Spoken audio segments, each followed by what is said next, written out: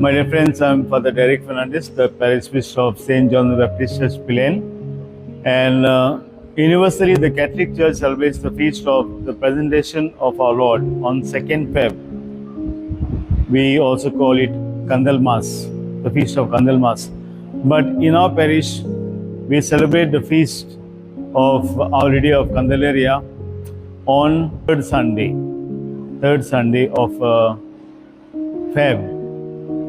That is just before the Sunday before Ash Wednesday.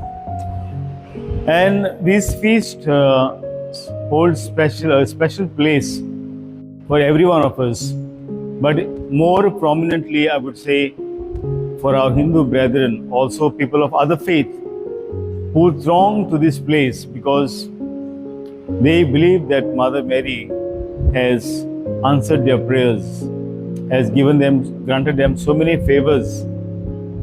And as a result, you'll see sometimes the number of these believers, maybe the Hindus or other faith, sometimes outnumbers our Catholics, because they especially venerate her. They venerate her at this place right from beginning. And people surrounding this chapel, most of the people are Hindus, and it is said that they invite their relatives who are from other parishes, other villages. They also come for this feast. So on the feast day, we have 3 masses, 7, 9 and 12 o'clock.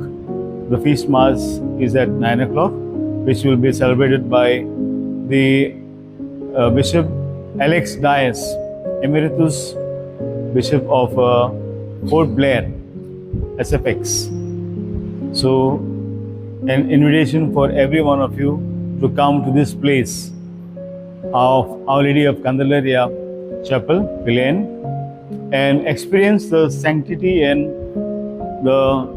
I would say the holiness of this place, and also the serenity and tranquility. Once you come here, you'll find that you are drawn to this place because there is I would say, special grace that is experienced by all the devotees who come here.